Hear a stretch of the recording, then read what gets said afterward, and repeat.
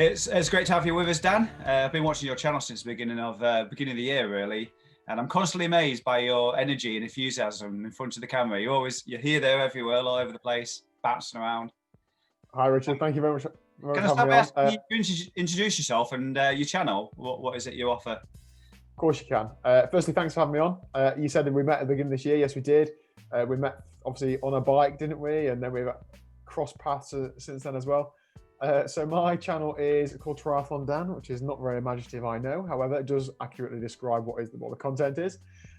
So I now do a daily vlog, and it is essentially my triathlon training in a video. So some of it will be easy days, some of it will be a lot of training, but I'm just trying to document the training, the reasons for the training, but then also how I fit that in and around working a full-time job.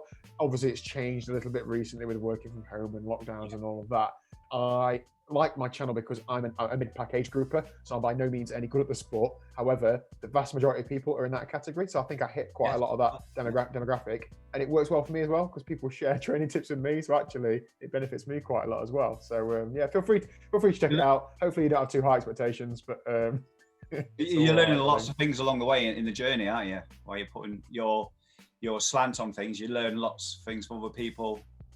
Absolutely, yeah. Sorry, go on. And as you've seen, there's more and more people starting YouTube channels now. So you and I both always try and encourage that. And you see some people do it a couple of times, then it isn't really for them. But some people have really, really gone from strength to strength and have actually gained loads of subscribers, loads of views and stuff, and are putting out some great content. And it's just awesome to see. I think you just got to embrace it and enjoy what you do, which I know I do, and I can see when I'm watching you. You know, you're really getting behind it and enjoying being in front of the camera there. Yeah, well, you know, with my enthusiasm, like you've met me obviously outside of doing videos, and that's not fake. Like I'm genuinely quite happy most of the time. So you're not acting for the camera. That's genuinely you, isn't it? Yeah. So how did you first get into cycling then? Have you been cycling since a teenager, or you've just got back into it?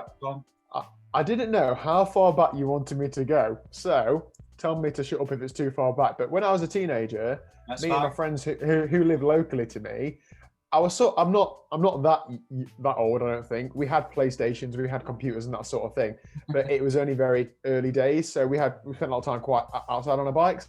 So the summer holidays would be cycling, and we lived about 7 or 8 miles away from Sherwood Pines. So we'd cycle from the area where we were through the forest to Sherwood Pines, a bit of an adventure, get an ice cream, and then cycle home, obviously in the summer.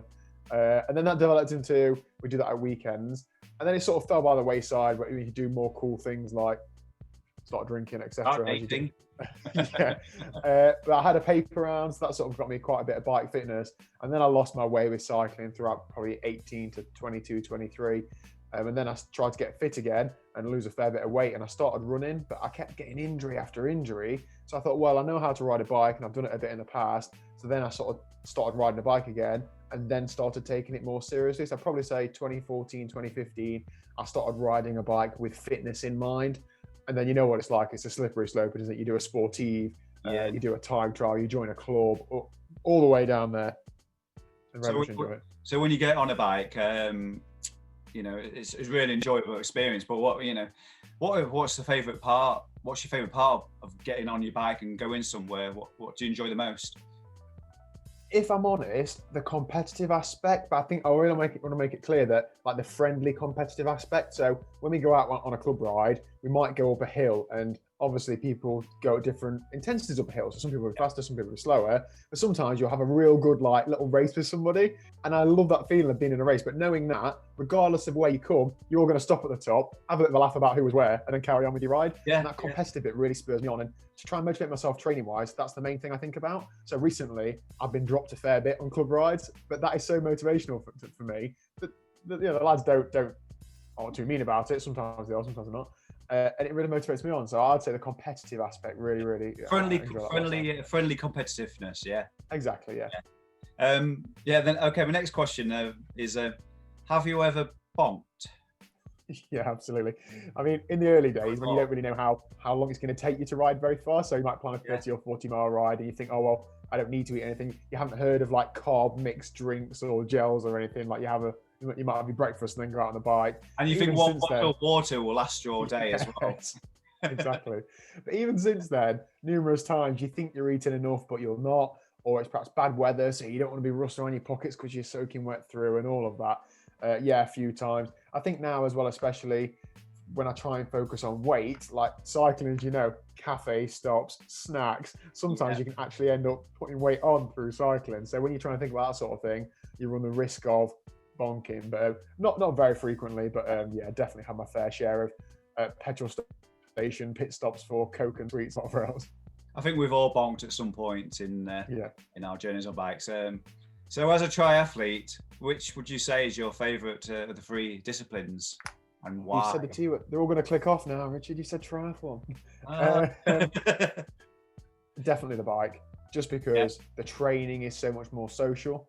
The training is so much more enjoyable. I enjoy the science behind it, so I enjoy the power, the heart rate, the cadence, the position, the aero gains, all of those little things. Basically, the ways that you can get faster without actually trying any harder. I really enjoy that, and for me, it feels like you're actually in a race. Whereas when you're swimming, you don't know who's where. You just swim in. When you're running, you are in a race, but it's not very pleasant. There's often not much you can do about it. Whereas in cycling, if somebody comes past you, you can sit in the draft legal zone and try and stay with them and all that sort of thing. But yeah, definitely the cycling, 100%. Excellent. So that's the correct answer then. So earlier this year, like you said earlier, you start to move towards a daily vlog rather than like a week or every couple of weeks. So you've been doing that for a while now. Do you ever take a day off? Yeah, I mean, I do a daily vlog when I can because the content generates itself. So if I'm training, all I'm doing is I'm going for a run or a bike ride. Sometimes I swim. I'm just picking the camera up and just talking about what our session is. I'm not to think, what can I talk about today? Because the content is just self-generating. Now, when I was doing that weekly, those little snippets were enough for a video. They were between 8 and 10 minutes. That's sort of like a long enough video for YouTube, isn't it? Don't start making a documentary. However, when it's daily, sometimes that's not quite enough. So I found myself letting a little bit of life come in. And actually, I'm really, really glad that I did that because I think that's enabled me to engage with the audience a lot more. And then people I think about why I follow YouTubers. I like following them for the sport they're in or the journey they're on or whatever. But I also like knowing what's going on in their life and seeing where do they live? Where do they work? How's their life progressing? All those sorts of things. So I feel that I feel like sharing that sort of thing is good. There were some times when I had a tooth out a few weeks ago, so I had a few days off and I just didn't put a video out because I'm not going to... I feel your pain there. Yeah. Oh, no, I had dental work, have you? Yeah, I had some dentistry issues earlier this year, and of course during lockdown, you couldn't see anybody. So yeah.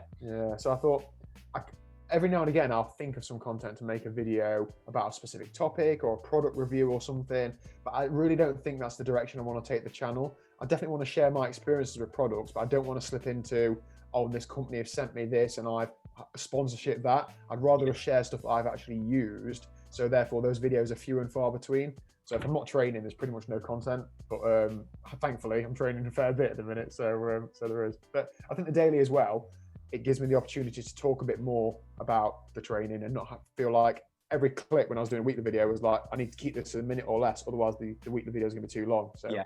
I'm enjoying it. Sometimes it's a bit of a burden, like doing the video. Obviously, I still work a job, so I can't be doing that during the day. So I tend to record my training throughout the day, and then that evening, I edit, post, schedule the video for the next day, and finish training it. And of course, you've moved house recently as well, haven't you? So,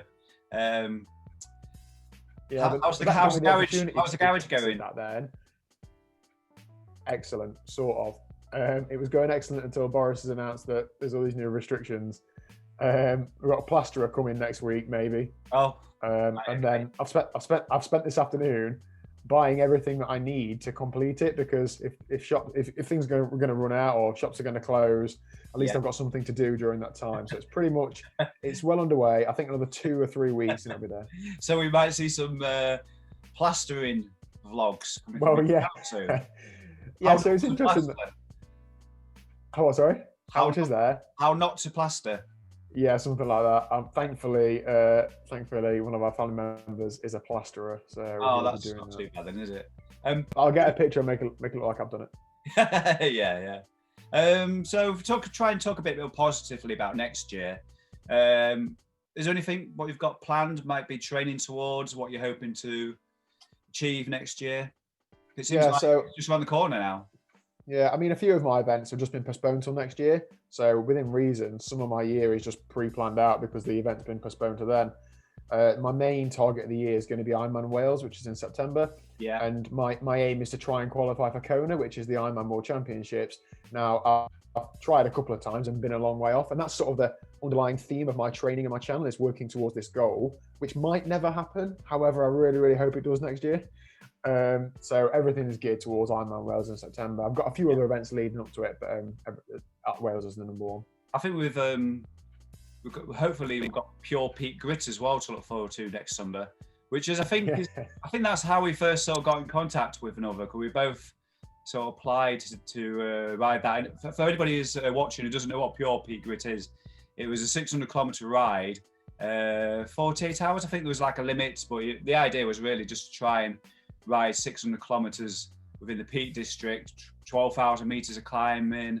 Hopefully that's going to go ahead next year, and that's in itself, that's one big challenge for next year. Yeah, I think the route, so it's been put together by a lady called Elena Bicol, hasn't it, who we both know, and she wanted to plan a circular route that could do little loops but didn't go back on itself, that took in every major or known climb in the Peak District. So it is very hilly and obviously very long, and the idea is you do it in one go.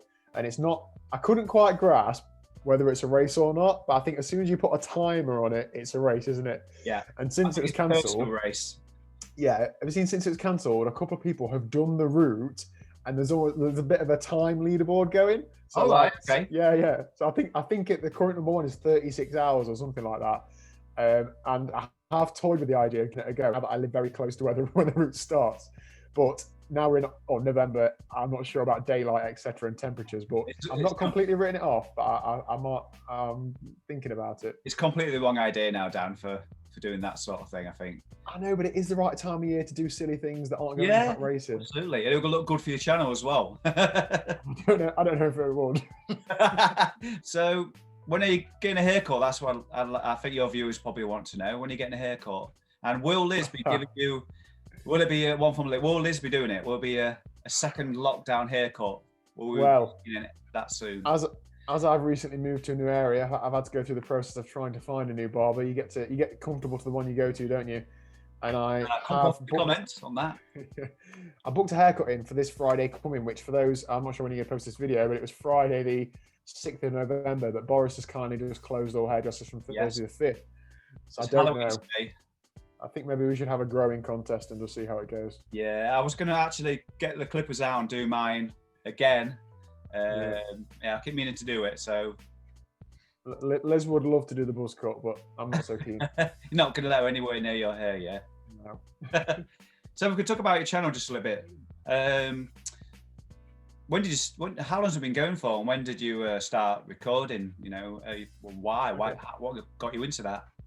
So I started it in January 2018, and it started with a weekly vlog of my training. And when I look back at the clips now, I'm like, oh my God, they're so poor compared to what they are now. Not that the standard's great now, but I think I've learned quite a lot through it. And all it was just me holding myself accountable to the training I was doing. So by telling people I'm doing this session tonight, or in my little things like I pick the camera up and say, I'm going to do 10 times 1 minute efforts now. And I do the first 2 or 3. And then I think, well, if I'm going to cut this session short, I'm then going to have to say, oh, I only did 6 or I only did 8. And that sort of made me keep myself accountable to the session that I planned. I forgot this technique. I used the very same thing, but it's kind of, thanks for reminding me on that one. Cause, no worries. Yeah. And that's how it started. And that's pretty much how it's continued. I still use it for that purpose. It's developed a lot since then, but it was leading up until Ironman UK in July. And then when I went to Ironman UK, I think I had 2 or 3 people say, hi, seen your videos online. Because of course, as I got close to the event, titles were more like training for Ironman UK, course recce, Ironman UK, all that sort of stuff. Yeah. And when I had people say, hi, I've seen your videos, and like they were like complete strangers to me, I was like, wow, like the power of this reach is actually incredible. And there were some people that I met that year and at Wales the next year, who I still keep in contact with, like quite personally since then, and we talk about training. And I'd always say, we're sort of friends with many people, and that for me is just awesome, because the contacts I've made throughout it have been incredible. So so many awesome people in that sporting world. It just helps you build that bridge. So yeah, nearly 3 years now. And just for reference, I'm on 2 and a bit thousand subscribers. I only tipped over 1,000 this year, and YouTube isn't a business to you and I, is it? It's just a hobby. I don't know how these people build such a big following in such a short amount of time. I don't give any thought to marketing or tagging or anything like that, but certainly learning things throughout it. But I'm just enjoying watching it develop. It's motivational to see it grow, but that's really not the point of it for me. It's just about keeping that good message going. Yeah, it's the enjoyment. You're just sharing your experiences with other people, aren't you? It's not about any sort of monetary thing. We're not gonna retire anytime soon. No, we're not. But I mean, don't get me wrong. I've had a couple of companies like make propositions, but it's never. I'm not big enough for it to involve actual money. It's all sometimes kit or equipment. Yeah. But it's not. It's never the top tier companies of the kit you want to use. Like doing long distance stuff, you wouldn't use any subpar equipment because you rely on it in those situations. You better just buying the stuff you need, and that's what I do. Yeah, absolutely. Yeah, fully agree there. So, talking a little bit further your channel, what's might be a tricky question for you in terms of what you put across on your channel, but is there any sort of creative process that you've got in place? Where do you get your ideas from, and what kind of things have you learned since you started? So I've tested a lot of things over the last couple of years, and I follow a lot of YouTubers, but not specifically like triathlon YouTubers. So I follow a lot of people in the car world, so like people that buy and sell supercars.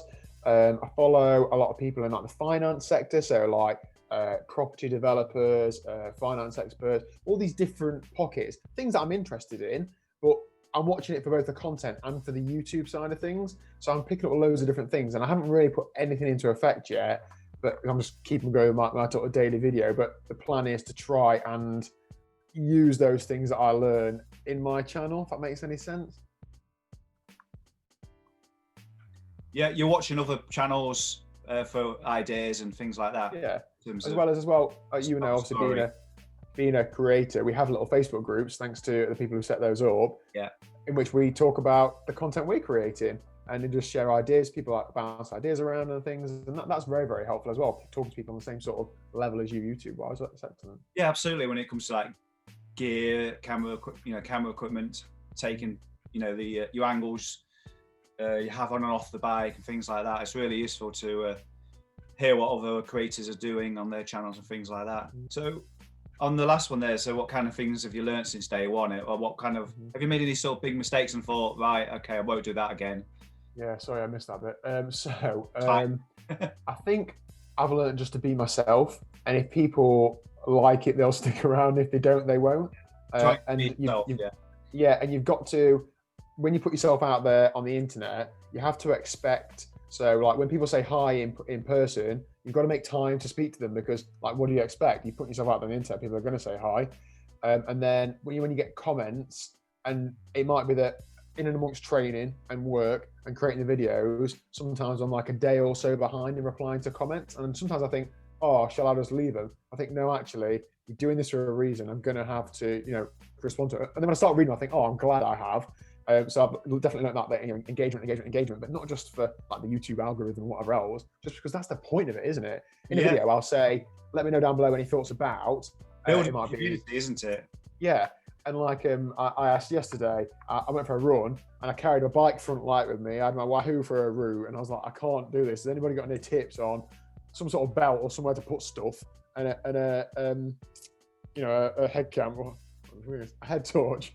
Yeah. I've had a few comments. I've tested and tried this, I rate that. I tested and tried this, I rate that. And those things are really helpful. So I've definitely just learned to really engage with the audience. And then there's also a lot of people who watch the channel who don't comment, who I'll then meet at events. So sometimes I think that the people that are commenting are the only audience, and that's definitely not correct. Like I met a few people in the last few weeks who I think my demographic is people like me, so perhaps 20 to 30-ish triathletes. Actually, I've been meeting people who aren't in that criteria at all and say they enjoy the video. So sometimes I think, perhaps I should change my the content I create or how I put myself across because of that, then I think, well, no, they must be watching it for a reason. So Yeah, I'll just stick to that. I think one of the main things is not putting too much thought into it. You know what it's like. Sometimes you can do the same clip 10 times before you're happy with it. Now I tend to, within reason, just stick with the first one. And if I say a wrong word or something, I just leave it in. Yeah. It's more authentic, I think, isn't it? Yeah, absolutely. I was just about to say that. Yeah.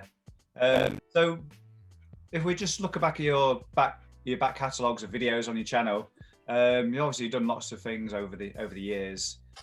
What would you say was your most sort of favourite event or moment? So YouTube for me is a bit of a diary. It's a bit of an experience logger. So as much as I like doing the training, doing the races, it's developed into like Liz and I's like experience diary. So when we'll go away somewhere, we'll create a video from the day, and that's actually a really great memory. So a lot of my favorites are those sorts of things, so not specifically events. But my favorite event and favorite event video with both of us in is probably the Étape de Tour last year. So the Étape de Tour is a one-day like cycling sportive in France. They pick what's supposed to be the Queen stage of the Tour de France each year, and you ride the course. And I did it, and I had my like little point of view video from the day about how I was doing. I videoed it throughout. But then Liz was also doing it, and I'm sure she will admit, she was really not prepared at all. She'd hardly ridden the bike very much, and it was 80 miles and 14,000 feet of climbing, something like that. And she basically got about 60 miles in and had to pull the pin. But there's a clip of me.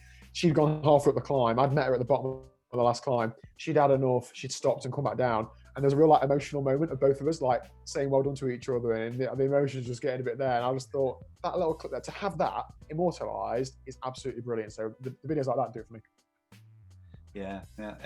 I mean, if I just talk about how I, myself for a little while. I mean, when I first started YouTube, it was more for like It was for documenting events, and it kind of serves as like a scrapbook of achievements. And you can, I do watch my old videos as well because it's a way of remembering the different places you go to. Really, it's a nice thing to have, I think.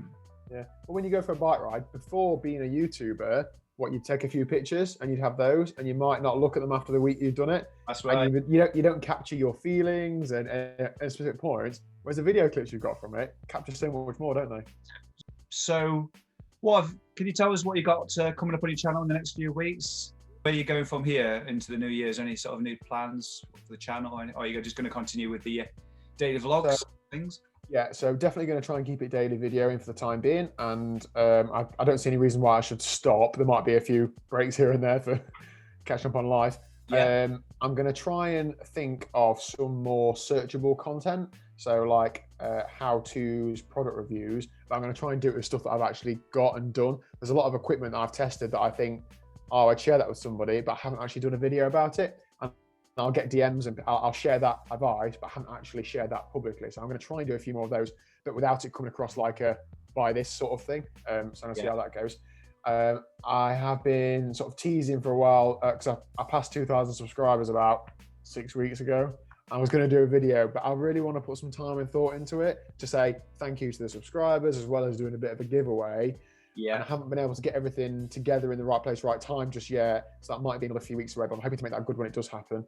And then just trying to document the garage transformation into a training room. And then as we get into winter training, document the winter training. And as well as during the house move, when there was less training, that gave me the opportunity to test sharing more lifestyle. So like I did a video of the moving house day. And like you'd think, surely nobody in the triathlon world like cares that somebody's moving house. But actually, the response was actually all right. So I think, well, okay, people enjoy that sort of stuff, then I'll share a bit more of that. So I'm thinking of, my life's quite boring, but I will share what there is in there. That's what makes a vlog. Well, that's what makes YouTube so interesting, is you can see into people's lives beyond just their main focus, their main hobby. And we see the chemistry between you and Liz as well. You always it's usually fireworks. You telling her off for something in the background. Yeah, no, as soon as I turn the camera off, she's telling me off. Yeah. So, Fred, I got one more question for you. Since I've started up these chat things, I'm doing a little bit of a Top Gear leaderboard. And my first guest, Leonard Lee, who you might have heard of, He owns 7 bikes, so he's the top of the leaderboard. He's sorry, six bikes. He's top of the leaderboard. He's my first guest. So I'm wondering whether you can knock him off the top of the thing. I'm guessing by your face just then, you've probably got less than 6 bikes. So how many bikes do you own, Dan? I'm taking a what bike doesn't count. No wheels. It has to be roadworthy, shall we say? Then 4. But to me that sounds. Yeah, just me. But to me that sounds excessive. Let me explain. I'm a climbing road bike, which I use for hilly rides. Living near the Peak District, that's handy. And then we also do like a chain gang ride, and I want to do some like crit racing and stuff. So needed a different bike with different gear in. So I've got like an aero road bike, then a TT bike and triathlon bike for triathlon racing. And then I've recently invested in a winter road bike, which I'm sure you'll approve of. It's got mud guards on. It's got a compact crank. It's aluminium. It's ready for the winter roads. I don't think that's too excessive. I did sell a bike this year. So Leonard Lee. Leonard's still ahead. Yeah, he's still at the top of the table. Well, thanks very much, Dan. It's great to have you here on the channel and tell me all about how your channel came about and your plans. Thank you very much. Next year. Before you go, this is an interesting little series on your YouTube channel. What else have you got planned over the next few weeks? Because you recently tipped over 1,000 subscribers, haven't you? So, firstly, well done. Oh, thanks very much. Yeah. What's this going to lead to? I don't know. It's a case of watch this space, really. I mean, what I'm doing now, these one-to-one chats with people in the cycling community, that's kind of the first step in that direction, really. But just trying to keep the channel quite interesting and varied as we go into this off season, I guess. So kind of watch this space. Well, thank you very much for involving me. Really enjoyed it. Thank you very much, Dan. Catch you later. Bye bye.